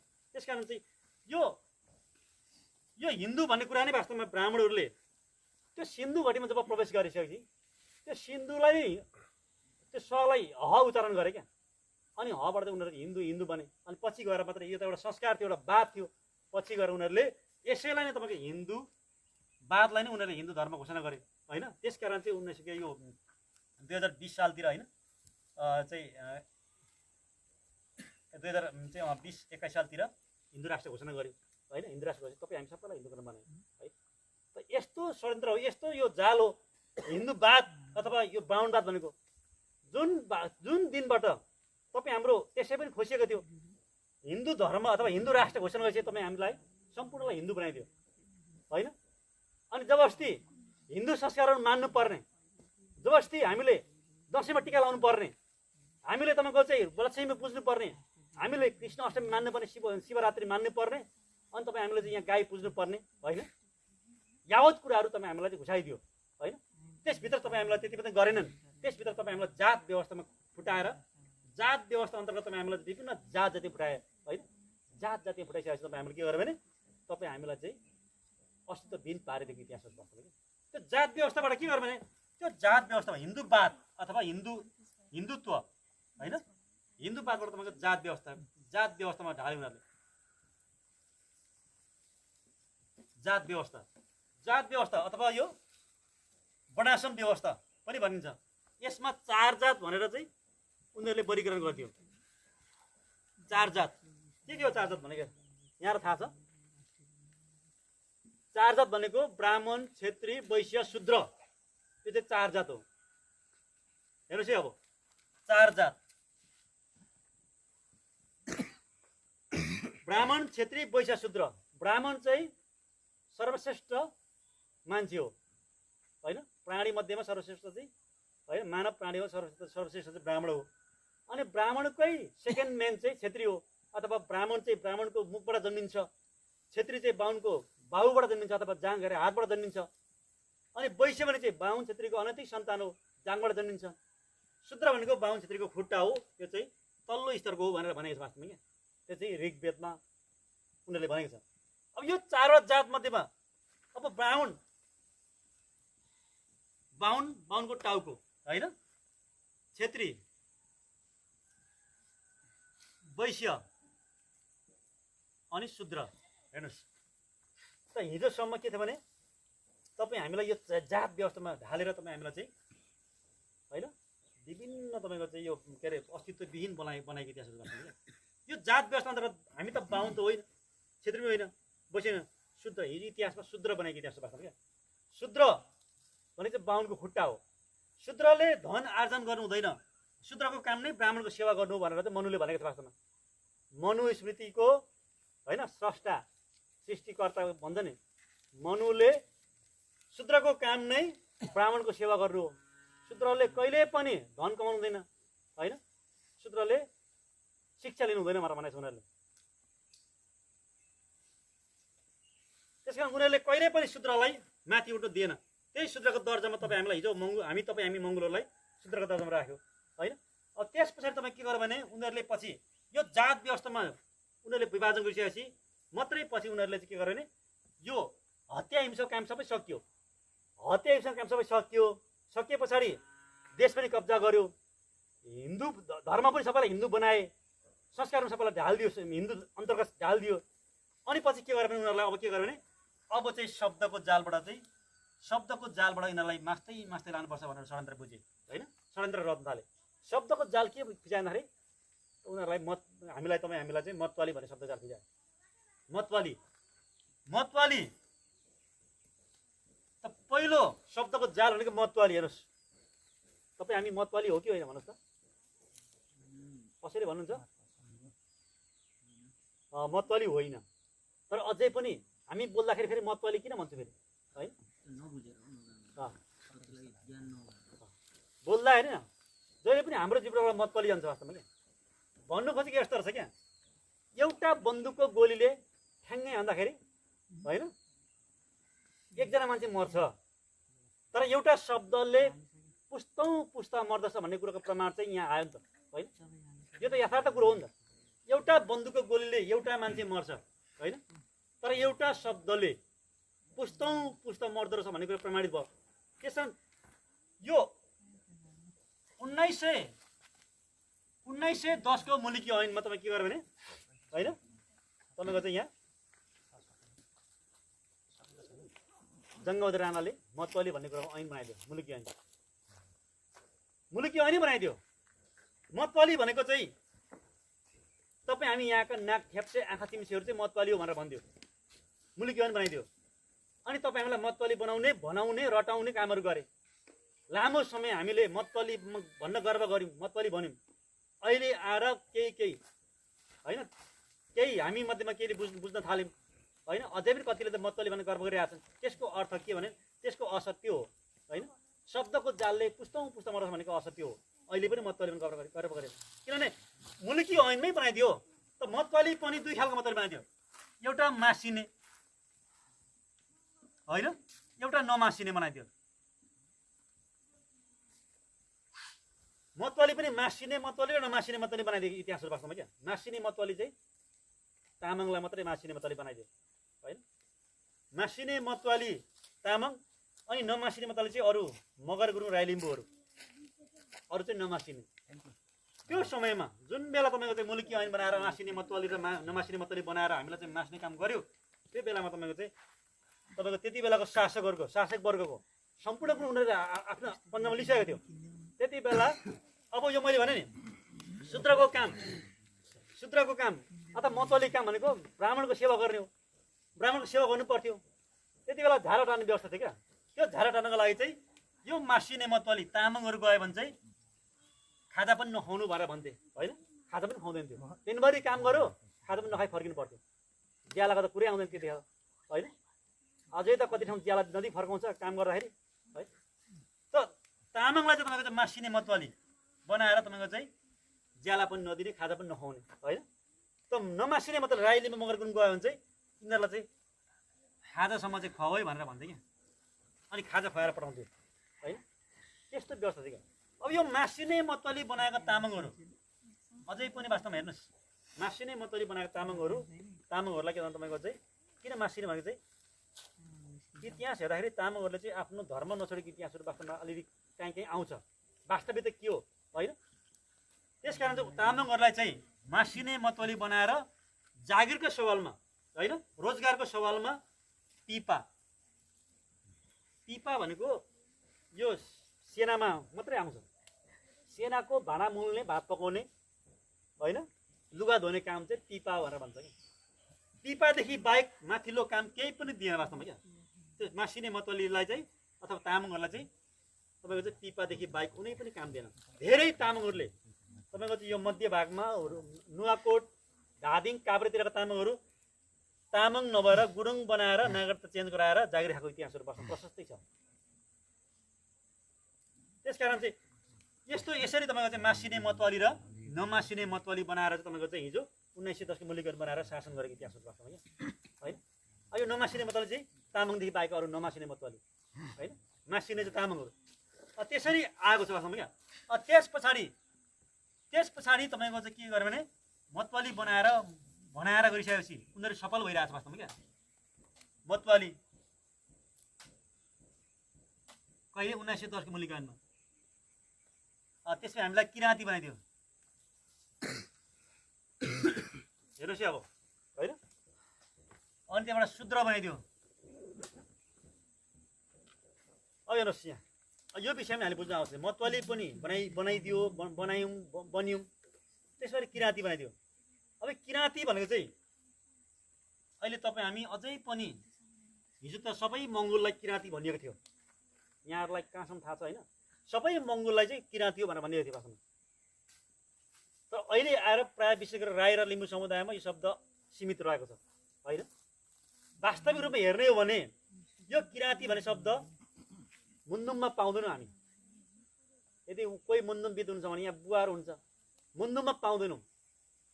मुन्दुमको कुनै पानामा पाउँदैन, काहीँ पनि छैन। यो किराँती भन्ने शब्दको अर्थ खोज्ने हो भने तपाईँको चाहिँ यसको अर्थ यसको शब्द भण्डार खोज्ने भने त्यो चाहिँ वास्तवमा वेदमा मात्रै पाइन्छ वास्तवमा होइन, हिन्दूहरूको वेदमा पाइन्छ। अब यसको अर्थ के हो भन्दाखेरि किराँतीको अर्थ चाहिँ वास्तवमा जङ्गली, असभ्य भनेको वास्तवमा होइन। यहाँ जुरुक्क उठेर आएर मलाई कुट्नु होला फेरि होइन। वास्तविक त कुरा गरेको मैले। किराँतीको अर्थ भनेको त जङ्गली, असभ्य हो भनेको वास्तवमा। अर्थात् एउटा जङ्गली, एउटा असभ्य, एउटा नाङ्गी नारीबाट जन्मेको अनैतिक सन्तान, खच्चर सन्तान हो भनेर भनिएको छ। यहाँ हेर्नुहोस्, नेपाली काङ्ग्रेसको नेता, हिजो आन्दोलन गर्ने साथीहरूको नेता बीपी कोइराला, जननेता महानेता भनेको छ। बीपी कोइरालाले खुदै लेखेका छन् सुम्निमा हुने उपन्यास। सुम्निमा उपन्यास लेखेछ। त्यो सुम्निमा हुने उपन्यासमा उनले प्रश्न लेख्दैछन् त सुम्निमामा चाहिँ के लेख्छन् उनले? किराँती भनेको चाहिँ किराँतीलाई चाहिँ कसरी परिभाषित गर्छ भने हाम्रो विशेष गरी राई समुदायमा होइन, राई समुदायको देवी देवता पारुवाङ र सुम्निमा हो नि त होइन। उनै सुम्निमाको नाममा लेखेको होला यो उपन्यास हो। सुम्निमालाई चाहिँ एउटा चाहिँ राम्री नारी, एउटा चाहिँ धेरै गुण भएको नारीलाई चाहिँ तपाईँको चाहिँ कथित उनीहरूको चाहिँ एउटा भगवान सोमदत्त, हिन्दूहरूको कथित देवता सोमदत्तसँग चाहिँ तपाईँको चाहिँ आसक्त भएको, सोमदत्तसँग चाहिँ आसक्त भएर होइन, उनीहरू चाहिँ पुरै क्रेजी भएर, अहिलेको भाषामा भन्ने आसक्ति भएर क्रेजी भएर चाहिँ सोमदत्तसँग चाहिँ उनीहरूले अनैतिक सम्बन्धबाट जन्मेको खच्चर सन्तान चाहिँ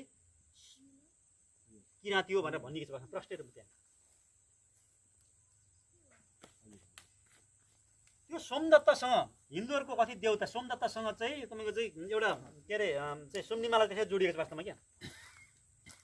एउटा आसक्ति हुन्छ सुम्निमा चाहिँ सोमदत्तसँग आसक्त हुन्छ होइन, उनीहरूको मोहित हुन्छ, उनीहरूको लभ पर्छ, अनि उनीबाट जन्मेको अनैतिक सन्तान चाहिँ खच्चर सन्तान चाहिँ किराँती हो भनेर लेखेको वास्तवमा क्या।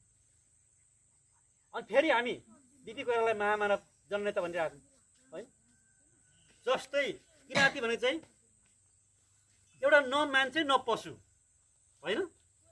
जस्तै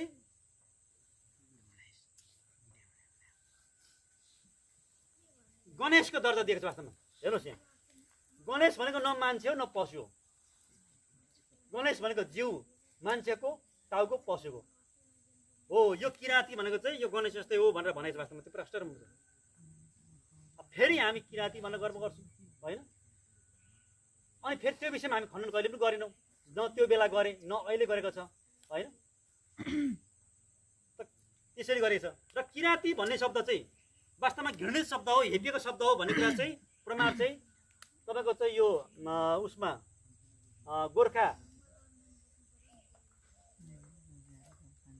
गोर्खा हिस्ट्रीमा किराँती भन्ने शब्द चाहिँ गालीको शब्द हो, नराम्रो शब्द हो भन्ने प्रमाण चाहिँ वास्तवमा गोर्खा हिस्ट्रीमा चाहिँ एउटा फ्रान्सिस टुकर भन्ने व्यक्तिले पनि वास्तवमा त्यहाँ भनेको छ। वास्तवमा किराँती शब्द चाहिँ वास्तवमा गालीको शब्द हो, घृणित शब्द हो, हेपेर भनेको शब्द हो भनेर चाहिँ उसले पनि प्रमाण गरेको छ। वास्तवमा गोर्खा हिस्ट्री भन्ने उसमा चाहिँ फ्रान्सिस टुकर भन्ने व्यक्तिले त्यहाँ भनेका छन्। त्यस कारण चाहिँ अब यो शब्दहरू चाहिँ किन आयो भन्दाखेरि यी शब्दहरू चाहिँ तपाईँ हामीले मङ्गोल र मूलवासी नभनोस्, मङ्गोल र मूलवासी भनेर उनीहरू एकजुट नहुन् भन्नको लागि नै हामीले यी शब्द जाला भित्रै गयो वास्तवमा। क्या होइन? मतवाली भने किराँती भन्यो त, किराँती मतवाली भने त जाँडसी खाने, मात्ने, नालीमा मुख जोत्ने। हिजो केही समयताको अघि साथीले कुरा गर्दै तिलक नुनुपर्ने पनि मतवाली भएर चाहिँ बसेको हो, होइन? अहिले हामी पनि खाउँ नखाउँ, खायौँ भने हामी पनि मतवाली भयौँ। तर मतवाली भने चाहिँ जो खान्छ ऊ मतवाली हो। नाकको आधारमा, रेसको आधारमा मतवाली कोही पनि हुँदैन। हामी मङ्गोल हो। यही कुरालाई दबाउनु लागि चाहिँ मतवाली भने, किराँती भने, अनि शूद्र भन्यो। शूद्र भनेको के त यहाँ, होइन? हिन्दू बातमा चार जातको तल्लो श्रेणी भनेको शूद्र हो, अथवा बाहुनको खुट्टा हो। यो बाहुनको टाउको, होइन? यो हात, यो चाहिँ जाङ, अनि यो चाहिँ खुट्टा। तपाईँको बाहुनको खुट्टा हो शूद्र भनेको। अब यो चारवटा जातबाट खसेपछि, होइन? यो जातबाट खसेपछि के भन्छ? जाति बन्छ। अब हेर्नुहोस्, हामी जाति भन्छौँ। यो चारवटा जात हो, जातबाट खसेपछि जाति बन्छ, अथवा शूद्रबाट तल झरेपछि अति शूद्र। यो जातिमा चाहिँ के गर्ने उनीहरूले के गर्यो भने, कसरी राख्यो भने यो जातिमा चाहिँ कामी दमाई च्यामे पोडे अनि जनजाति भनिदियो। यस पछाडि आएर तपाईँ के आयो भन्दाखेरि शूद्र पछाडि आदिवासी र जनजाति।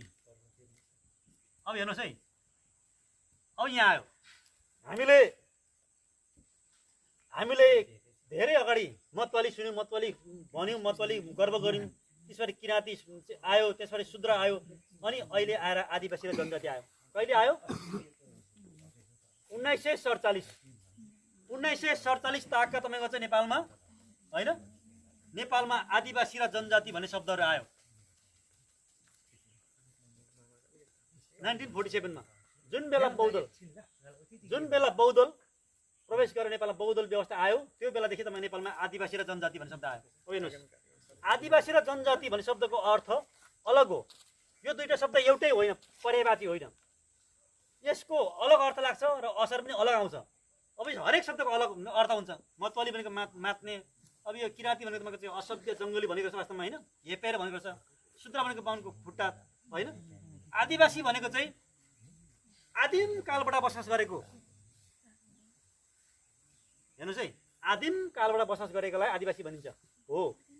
तर आदिम काल भनेको चाहिँ कुनै न कुनै समयमा,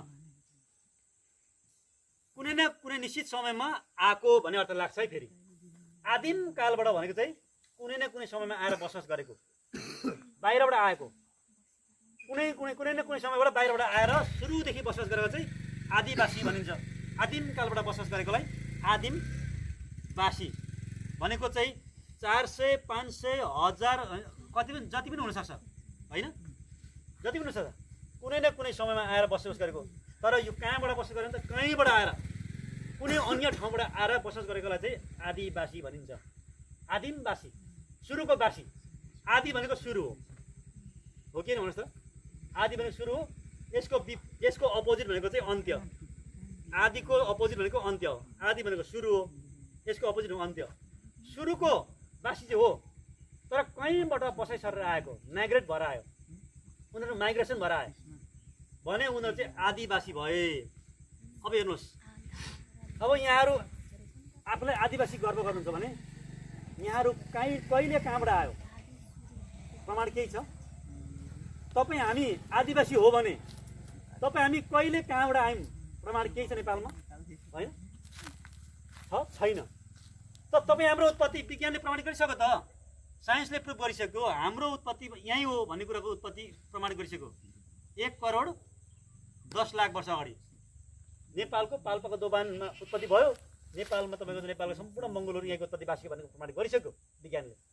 अब तपाईँ हामी आदिम कालबाट बसोबास गरेको बासिन्दा आदिवासी हो भनेर कसरी गर्व गर्ने हामी? होइन, त्यस कारण यहाँ भ्रम छ। अब यहाँ भ्रम छ, आदिवासी भनेको सुरुको बासिन्दा हो, तर कहीँबाट बसेर आएको बासिन्दालाई चाहिँ आदिवासी भनिन्छ। त्यस कारण चाहिँ आदिवासी नेपालको एक्चुअल आदिवासी भने चाहिँ तपाईँको यहाँका ब्राह्मण क्षेत्री हुन्। यहाँको बाहुन र क्षेत्री चाहिँ आदिवासी हो। होइन, यहाँको बाहुन र क्षेत्री चाहिँ आदिवासी हो वास्तवमा। आदिवासी हो सुरुको बासिन्दा होइन, तर कहीँबाट बसेर आएको।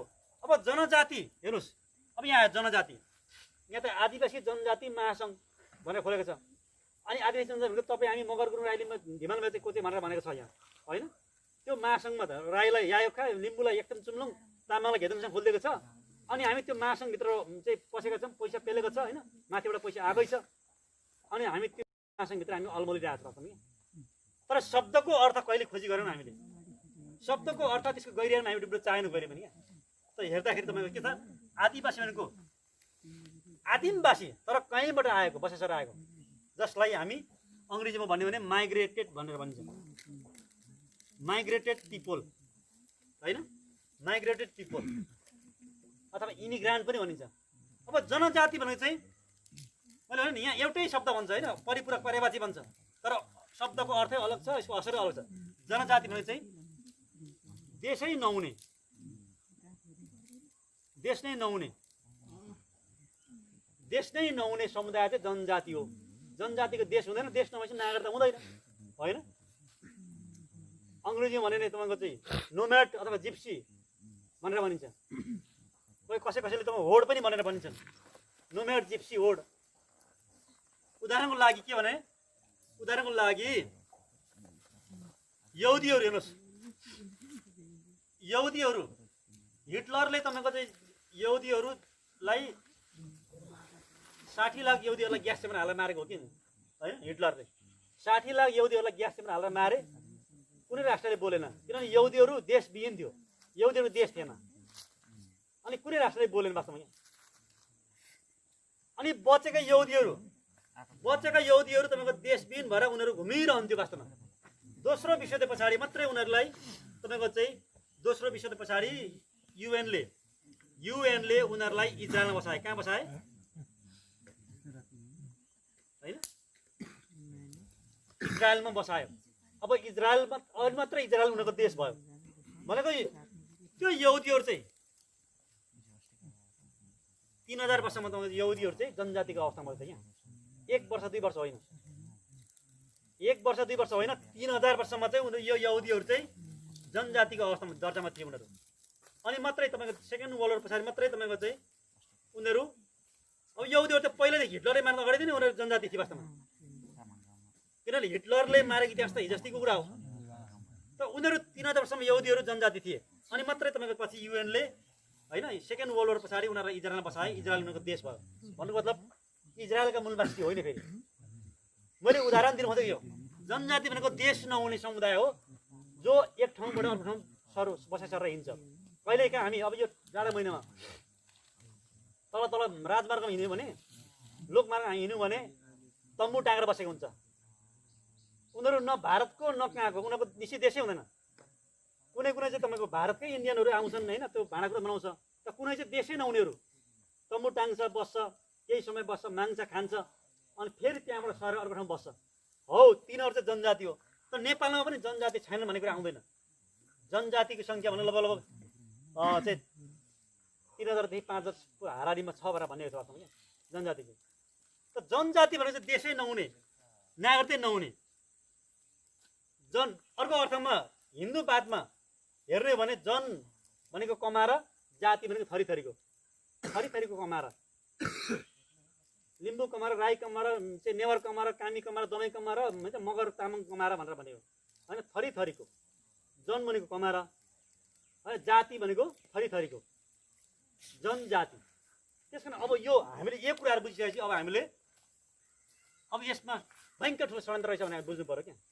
त हिजो मतवाली किराँती शूद्र विभिन्न कुराहरू बनायो त 47 सालदेखि हामीलाई आदिवासी जनजाति बनाउने षड्यन्त्र गरेर भोलि अब आदिवासी जनजाति बनिसकेपछि होइन, आदिवासी बाहिरबाट आएको अनि जनजाति देशै नहुने बनिसकेपछि भोलि के गर्छ भने यहाँबाट खेद्ने अवस्थामा रहँदैन भन्ने कुरा आउँदैन। यहाँबाट हामी खेदिने अवस्थामा रहँदैन भन्ने कुरा आउँदैन, किनभने हामीले जनजाति बनिसकेको हुन्छौँ।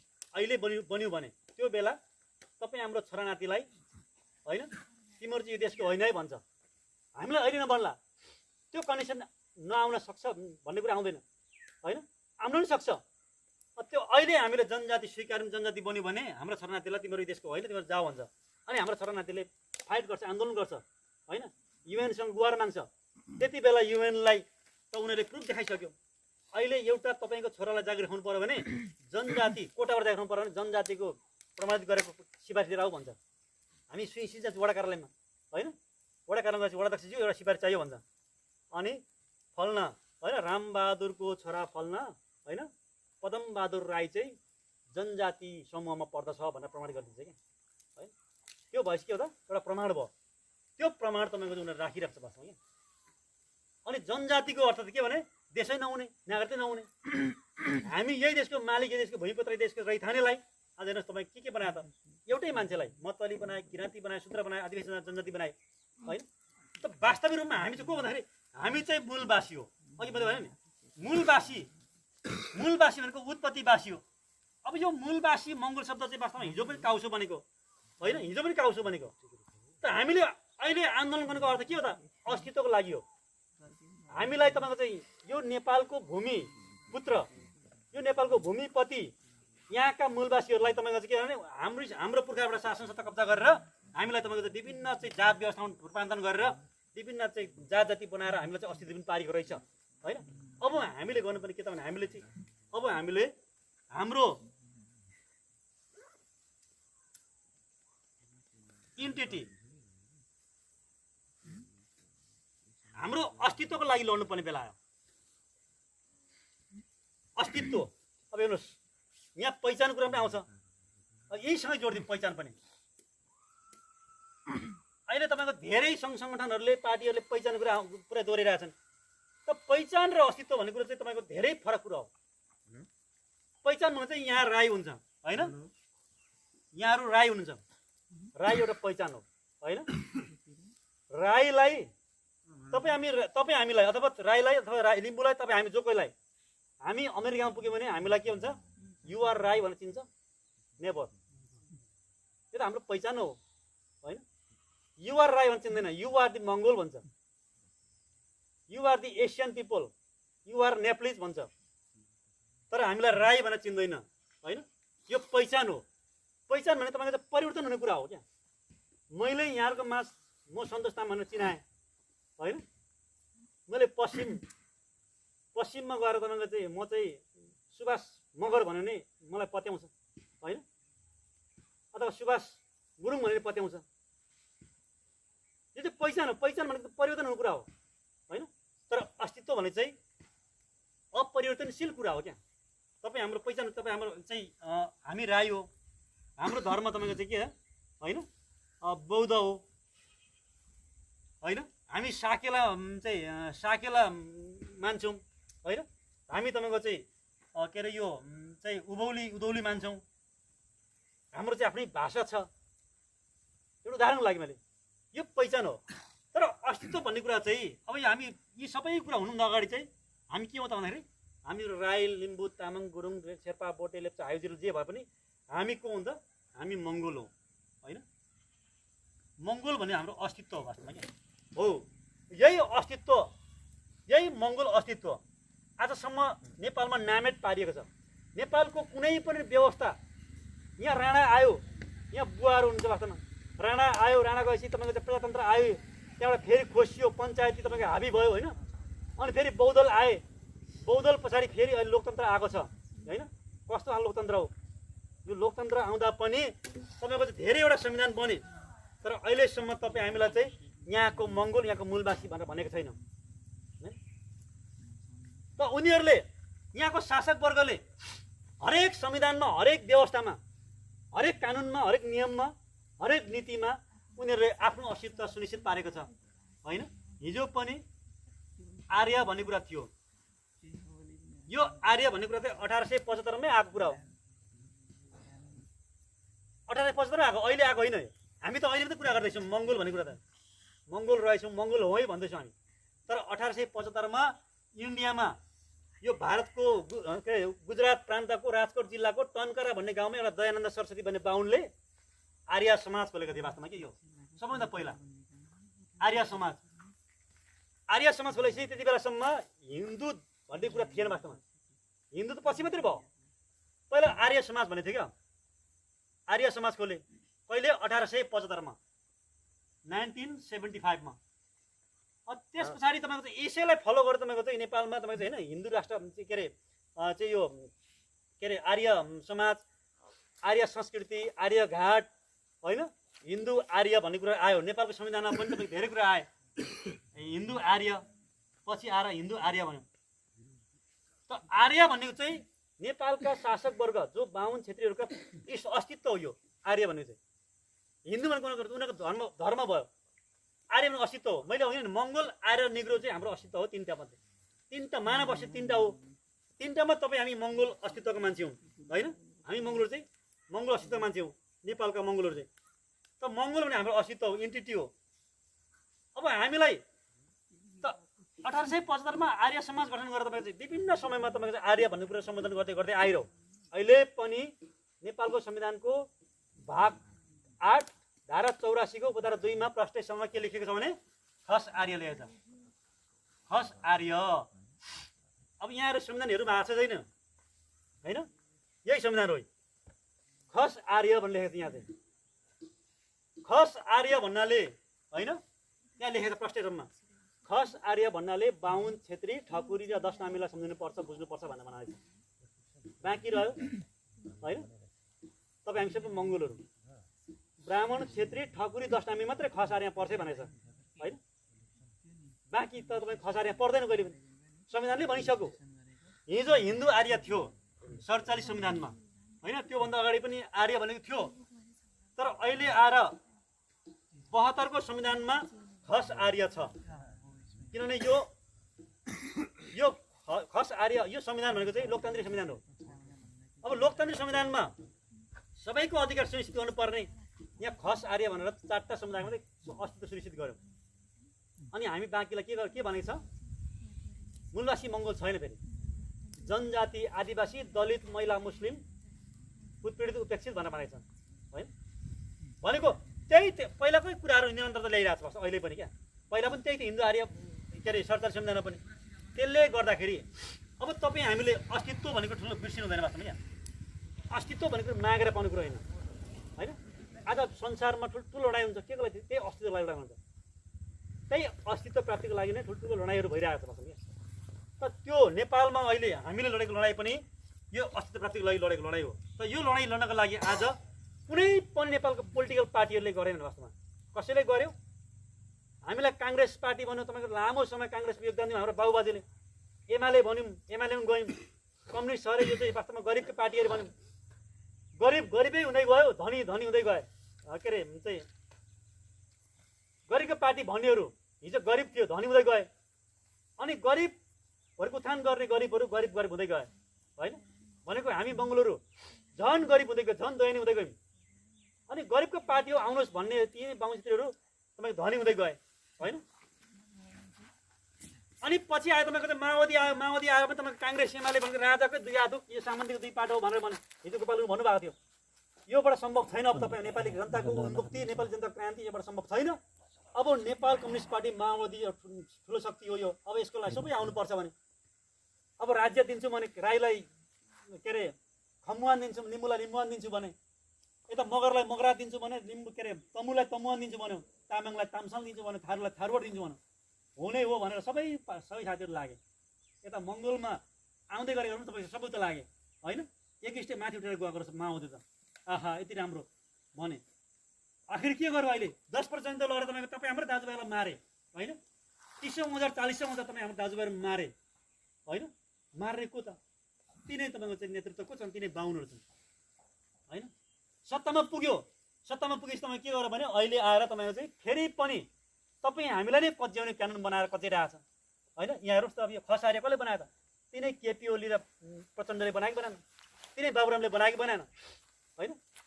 हिजो जनौदाको बेलामा तपाईँको चाहिँ यो धर्म केही होइन, यो चाहिँ हामी कम्युनिस्टले मान्दैन, चाहिँ गाई गोरु काटा खाऊ, अब यो धर्म कुरो केही होइन, धर्मलाई अफिम मान्नुपर्छ भन्ने होइन। अरू तपाईँको अहिले आएर गोरु काट्दाखेरि तपाईँको फेरि जेल लाउने को त? त्यही नै प्रचण्डहरू, तिनै चाहिँ केपी ओलीहरू है। अब यहाँबाट प्रश्न हुन्छ कि हामी कतिसम्म मूर्ख भइरहेछौँ, हामी कतिसम्म मूर्ख भइरहेछौँ भन्ने कुरो यहाँबाट प्रश्न हुन्छ वास्तवमा। क्या तपाईँ हामीले किन चिनिनु वास्तवमा त? महान नेता अथवा महान दार्शनिक डाक्टर गोपाल गुरुङलाई किन चिन्यौँ हामीले त? डाक्टर गोपाल गुरुङजीले चाहिँ यही कुराको लागि तपाईँको हिजो चाहिँ यिनै कुराको लागि चाहिँ अब तपाईँ हामी यहाँका मूलवासी मङ्गलोर जो 80% मूलवासी मङ्गलोर छन्, बाहुन क्षेत्रीहरूदेखि बाहेक अहिले आएर तपाईँको चाहिँ 4वटा समुदाय होइन, ठकुरी दशनामीदेखि बाहेक बाहुन क्षेत्री ठकुरी दशनामी बाहेक सबै मङ्गलोर। तर मूलवासी मङ्गलोरको हक अधिकारको लागि अहिलेसम्म मङ्गलोरले कसैले पनि बुझ्न सकेन, सोच्न सकेन, बोल्न सकेन, कुनै पनि पार्टीमा रहेको छैन। तर नेपालमा मङ्गलोरको उत्पत्तिको लागि, मङ्गलोरको चाहिँ उन्नतिको लागि, प्रगतिको लागि अब नेपालमा मङ्गलोर उठ्नुपर्छ भनेर उहाँले यही आवाज जुन मैले यहाँहरूलाई बोलेँ, यही आवाजहरू नेपालमा शोषण दमन छ, अन्याय अत्याचार छ, यसको लागि अब तपाईँ हामीले वैचारिक क्रान्ति छेड्नुपर्छ भनेर उहाँले यो पुस्तक लेख्नुभयो पहिलोचोटि। यही पुस्तकले हो वास्तवमा नेपालमा चाहिँ एउटा भूकम्प ल्याइदियो होइन। नेपालमा मङ्गलोरको वास्तवमा आँखा उगाडिदियो। आँखा थियो देख्दैन थियो तर पहिला चाहिँ होइन, आँखा थियो देख्दैन थियो। हामीले हाम्रै दाजुभाइलाई दुश्मन देख्यौँ भनेको आँखाले देखेन नि त, हाम्रो आँखाले देखेको थिएन। हाम्रो दाजु दुश्मन देख्यौँ तर हाम्रो पढाइलाई हाम्रो मित्र सम्झ्यौँ, हामीले हाम्रो दाजुभाइ बनायौँ। त्यसले गर्दा हाम्रो अवस्था यो भयो। कान थियो हामीले सुनेनौँ वास्तवमा। क्या सही कुरा सुनेनौँ, हामीले गलत कुरा सुन्यौँ, त्यसको पछाडि कुद्यौँ हामीले। हात थियो तर हामीले लेख्ने कोसिस गरेनौँ वास्तवमा होइन। हाम्रो हात थियो, हाम्रो मुख थियो, हामीले बोल्ने कोसिस गरेनौँ। हामी जहिले पनि जे भन्दा नि हो चुप भनेर बस्यौँ होइन। त इतिहास हेर्ने भने हिजो तपाईँ हाम्रो पुर्खाहरू तपाईँको वीर गोर्खालीको नाममा तपाईँको विश्वयुद्ध थर्काउने मान्छेहरू होइन। विश्व थर्काएर तपाईँको तकमा पायो, भिसी पायो है, गजबका पऱ्यो। कसको लागि झन्? तिनै अङ्ग्रेजको लागि, विदेशीको लागि गर्यो। अनि विदेशीलाई गर्दाखेरि यहाँ आफ्नो देश पनि तपाईँको चाहिँ नाङ्गो भयो होइन। चाहे जेसुकै भने हिजो विश्वयुद्ध थर्काउने विश्व थर्काउने हाम्रा वीर पुर्खाहरूको सन्तानहरू आज हामी आफ्नै देशमा फेरि के भने सत्य कुरा बोल्न डराउँछौँ किन? अझै पनि म के भन्छ भने हामीलाई मङ्गोल भनेर प्रश्न आउँदैन वास्तवमा। क्या त मङ्गोल भने किन डराउने? मङ्गोल हाम्रो अस्तित्व हो। आज आर्य समाज, आर्यघाट, तपाईँको चाहिँ रामघाट के भनेर आइरहेको छ होइन, व्यापक रूपमा आइरहेछ होइन। त हामीले आफूलाई म भन्नको लागि किन डराउने होइन? म भन्नको लागि डराउने? त्यस्तो समाज, त्यस्तो अवस्था पुर्याइदियो हाम्रो समाजलाई वास्तवमा। क्या भनेको आफूले आफू भन्न डराउने अवस्थामा पुर्याइदियो होइन। कसले त यिनै ब्राह्मणवादी वास्तवमा शासक व्यवस्थाले गर्दा पुर्याइदियो। त अब त्यही व्यवस्थाको विरुद्धमा, यही घृणित व्यवस्था, यही सामन्ती व्यवस्थाको विरुद्धमा चाहिँ मङ्गोल राष्ट्रवादको दर्शन वास्तवमा यो मङ्गोल राष्ट्रवाद छ नि, यो अहिले आयो, यो हेडिङ आयो। यही दर्शन यो घृणित व्यवस्थाको विरुद्धमा चाहिँ मङ्गोल राष्ट्र दर्शन हो। यो मङ्गोल राष्ट्र दर्शनले के गर्छ भने नेपालमा अब यो असमानता, विभेद होइन, यो भेदभाव, हत्या, हिंसा, काटमार यी सबैको अन्त्य गर्दै न्यायपूर्ण समाजको निर्माणको लागि नै मङ्गोल राष्ट्रवाद दर्शन वास्तवमा। यहाँ जहाँ तपाईँ हामीले के भने जहाँ तपाईँ हामीले चाहिँ लोकतन्त्र, धर्मनिरपेक्ष अनि प्रान्तीय सरकार र मानव अधिकार, ह्युमन राइट्स होइन। अब हेर्नुहोस् तपाईँको यही विचारहरू उहाँले पोख्नुभयो होइन, यही विचार पोख्नु उहाँले। यो किताब लेख्दाखेरि वास्तवमा त्यति बेला 1988मा उहाँले दोस्रो संस्करण जब लेख्नुभयो त्यति बेला उहाँ जेल पर्नुभयो। त जेलमा पर्नुको कारण अघि हाम्रो विश्वनाथजीले भन्नुभयो जेलमा पर्नु कारण के भने दुईटा कारण थियो। एउटा साम्प्रदायिकता फैलायो, मङ्गोल एक हौँ, अहिन्दू एक हौँ भनेर भन्दा थियो उहाँले होइन। हिन्दू आर्यले आफ्नो वर्चस्व कायम राख्यो, आफ्नो हितको लागि कानुन बनायो भने मङ्गोलको अधिकार खोज्न पाउनुपर्छ भन्ने कुरा त हाम्रो नैतिक अधिकार हो नि त। तर त्यसो भन्दाखेरि के भन्यो, यहाँको साम्प्रदायिक सरकारले, यहाँको साम्प्रदायिक कानुनले के भन्यो भने साम्प्रदायिकता फैलायो भन्यो। अर्को मुद्दा के भने राजगद्दी त्याग्यो भन्ने क्या। उहाँले चाहिँ लोकतन्त्र हुनुपर्छ। यहाँ के छ भने हाम्रो समाजमा भएको दमन विभेदहरू, अन्य अत्याचारको विषयमा खण्डन गर्दै नेपालमा अब लोकतन्त्र हुनुपर्छ। यो लोकतन्त्र हुनुपर्छ, धर्मनिरपेक्ष हुनुपर्छ, प्रान्तीय सरकार हुनुपर्छ र मानव अधिकारको प्रत्याभूति हुनुपर्छ भनेर भन्दा आएको छ क्या। यही कुरा लेख्दाखेरि उहाँलाई जेल पर्यो होइन। जेलमा अब केही न केही त इस्यु बनाउनु पर्यो। के कारण जेल पर्यो भनेर बनाउनु पर्यो। एउटा कारण चाहिँ साम्प्रदायिकता फैलायो भन्यो, अर्को कारण चाहिँ राजगद्दी ताक्यो भनेर भन्यो क्या। अब यहाँ उहाँले लोकतन्त्र भन्नु भएको थियो। लोकतन्त्र भनेपछि त्यहाँ के छ भने राजाको राजा अनुशासन व्यवस्था सधैँको लागि अन्त्य हुन्छ। लोकतन्त्र के हुन्छ भने प्रेसिडेन्ट हुन्छ होइन, अथवा राष्ट्रपति हुन्छ। राष्ट्रपति भएपछि राजगद्दी ताक्यो भनेर आरोप लगाइयो। अनि हामी मङ्गोल एक हौँ, अहिन्दू एक हौँ भनेर भन्नुभएको थियो। अब त्यही मुद्दा लगाएर उहाँलाई जेल हाल्यो। जेलमै उहाँले जेलको यो चाहिँ लगभग 1988 को सुरुवातमै उहाँ जेल पर्नुभएको होइन। अनि 1988 चुनाव जेल पर्नुभयो र 1988 कै 4 महिना पछाडि अगस्तमा उहाँले यो सङ्गठन जन्माउनु भयो। वास्तवमा जेलमै, काठमाडौँको भद्रको जेलमा। नेपालको कन्टेस्टमा कुनै पनि पार्टी, कुनै पनि राजनीतिक सङ्गठन नेपालमा जेलमा जन्मेको छैन। वास्तवमा जेलमै उहाँले यो सङ्गठनको झन्डा, यसको स्यालुट, यसको मेनिफेस्टो, यसको चाहिँ सम्पूर्ण कुरा नीति विधानहरू उहाँले बनाएर आउनुभयो।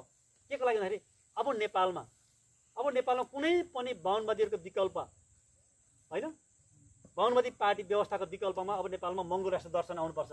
अनि मात्र नेपाल बन्छ, नेपाल सुनौलो बन्छ, नेपाल हरियाली बन्छ। तपाईँ हाम्रो मङ्गोलहरू तपाईँको चाहिँ हाँस्ने खेल्ने बन्छ। अनि मात्र तपाईँ हाम्रो चाहिँ यहाँ नेपाल चाहिँ सम्पूर्ण चाहिँ विश्वको लागि नै नेपाल चाहिँ वास्तविक नेपालको शासन, नेपालको नेपाली जनताको हातमा पुग्यो भनेर देख्छ भनेर चाहिँ उहाँले बोल्नु भएको। त्यसकै लागि उहाँले लड्दाखेरि हिजो जेल पर्नुभयो। जेलमा 3 वर्षको लागि जेल सजाय सुनायो। तर त्यही समय ताका 1990 ताका नेपालमा बौद्धल आयो होइन। बौद्धल आएपछि तपाईँको चाहिँ अन्तर्राष्ट्रिय दबाब पनि आयो। किनभने उहाँ त आज राजनीतिक पोलिटिसियन मात्रै होइन, राजनीतिक व्यक्ति मात्रै होइन, उहाँ त लेखक पनि हो, उहाँ उपन्यासकार पनि हो, उहाँ त कवि पनि हो, कथाकार पनि हो, अनि सफल तपाईँको चाहिँ पत्रकार पनि हो। उहाँले पत्रकारिता भएर, नेपालको पत्रकारिता भएर उहाँले धेरै राष्ट्र घुम्नुभएको थियो। त्यसले गर्दाखेरि धेरै राष्ट्रमा त उहाँले नेपालमा मानव अधिकार छैन है, नेपाल र इन्डियामा ह्युमन राइट्सको भायोलेसन भएको छ, यसको लागि तपाईँहरूले बुझ्नुपर्छ भनेर अन्तर्राष्ट्रिय उहाँले सुनाइसक्नु भएको थियो कि नेपाल र इन्डियामा चाहिँ मानव अधिकारको चाहिँ उल्लङ्घन भएको छ भनेर भन्नुभएको थियो। नेपाल र इन्डियामा चाहिँ वास्तविक त्यहाँको मूलवासीहरूको अधिकार छैन, त्यहाँको मूलवासीहरू चाहिँ तपाईँको त्यहाँ चाहिँ दोस्रो दर्जाको नागरिक भएर बसेका छन् भनेर उहाँले सुनाइसक्नुको कारणले तपाईँको बौद्धल पनि आयो होइन 2047 सालमा। अनि बौद्धल आएपछि अन्तर्राष्ट्रिय दबाव कारण उहाँलाई जेलबाट छोडियो 2 वर्षमा। त जेलमै खोलेर आउनुभएको सङ्गठन यो चाहिँ। अब यो सङ्गठनको उद्देश्य भने के त भन्दाखेरि नेपालमा लोकतन्त्र हुनुपर्छ। हेर्नुहोस् अब लोकतन्त्र आयो तर कागजी रूपमा चाहिँ आयो। लोकतन्त्र भनियो, अहिले पनि मङ्गोलले संरक्षण भन्ने कुराहरू अहिले पनि कुनै पनि पत्रपत्रिका छापिँदैन, लेखिँदैन, मिडियाले भन्दैन होइन। पत्रकारिता राज्यको चौथो अङ्ग हो, मिडिया सेक्टर भनेको राज्यको चौथो अङ्ग भन्छ। तर कुनै पनि मिडियाले मङ्गोलको साथीहरूले यसो भन्दै थियो भनेर फुक्दैन, लेख्दैन होइन। भन्नुको मतलब अझै पनि लोकतन्त्र आएको छैन होइन, अझै पनि प्रेस स्वतन्त्रता छैन, अझै पनि वाक स्वतन्त्रता छैन वास्तव नेपालमा होइन। त्यसले यो लोकतन्त्र कागजी रूपमा मात्रै छ वास्तवमा। धर्मनिरपेक्ष भनियो, हेर्नुहोस् राष्ट्रिय झन्डा पनि अराष्ट्रिय झन्डै छ। यो राष्ट्रिय झन्डा अराष्ट्रिय झन्डा हो, इन्डियाबाट ल्याएको झन्डा हो। हिजो राणाको पालामा त्यही झन्डा तपाईँको युएनले नेपाल युएनमा दर्ता हुने बेलामा माग्यो, बाहुनहरूले त्यही झन्डा लगाएर दियो होइन। तर हिन्दूवादको प्रतीक रूपमा त्यो झन्डा हो अनि त्यही झन्डा आयो। अनि राष्ट्रिय धर्मनिरपेक्ष बनियो, त्यही हिन्दूको झन्डा आयो हेर्नुहोस्। अनि राष्ट्रिय जनावर पनि गाइने आयो हेर्नुहोस्, राष्ट्रिय जनावर घुमाएर गाइने ल्यायो। हिजो हिन्दू राष्ट्र थियो, आज धर्मनिरपेक्ष राष्ट्र छ। के अर्थ रह्यो? राष्ट्रिय जनावर गाइने भएपछि अर्थ केही पनि रहेन। त्यसले गर्दाखेरि राष्ट्रिय जनावर पनि गाइने राख्यो। अनि धर्मनिरपेक्षलाई परिभाषा दिएको छ हेर्नुहोस्। धर्मनिरपेक्ष भन्नाले सनातनदेखि मान्दै आएको संस्कार संस्कृतिलाई संरक्षण गर्नुपर्ने मान्नुपर्ने भनेर लेखेको छ। यही कानुन लेखेको छ, यहीँ लेखेको छ, यो सुरुमै छ। धर्मनिरपेक्ष भन्नाले त कहीँ पनि परिभाषा हुँदैन है साथी। धर्मनिरपेक्ष सबै धर्म समान हुन् भन्ने कुरा अर्थ लाग्छ। तर यहाँ के भन्यो, धर्मनिरपेक्ष भन्नाले सनातनदेखि भनेको चाहिँ सुरुदेखि मान्दै आएको संस्कार संस्कृतिलाई संरक्षण गर्नुपर्ने मान्नुपर्ने भनेको छ। भनेको अझै पनि हामीले दसैँ मान्नुपर्ने होइन, दसैँ तिहार मान्नुपर्ने, तपाईँको चाहिँ यो तपाईँको चाहिँ के गाई पुज्नुपर्ने, यो चाहिँ गर्नुपर्ने अब होइन, बाहुनलाई चाहिँ जदौ हजुर बाजे भन्नुपर्ने भन्नुको अर्थ त्यो हो। त अब अझै पनि हिन्दू राष्ट्र नै कायम छ वास्तव यसको अर्थ भनेको। सक्कली धर्मनिरपेक्ष घोषणा भएको छैन। अब प्रान्तीय सरकार भयो, प्रान्तीय सरकार पनि तपाईँको चाहिँ हेर्नुहोस्, हिजो गोपाल गुरुङज्यूले यहाँको प्रान्तको नामकरण चाहिँ तपाईँको चाहिँ कुनै पनि जातिको नाममा हुनु हुँदैन है, खोला नाला पहाडको नाममा हुनुपर्छ भनेर भन्नुभएको थियो। आखिर त्यही लाइनमा आइरहेको छ अहिले, यो चाहिँ वास्तवमा त्यही लाइनमा आइरहेको छ। त अझै पनि यसलाई संस्थागत गर्न दिएको छैन। त प्रदेश नम्बर 2 र 3 को नाम अझै राख्नु सकेको छैन।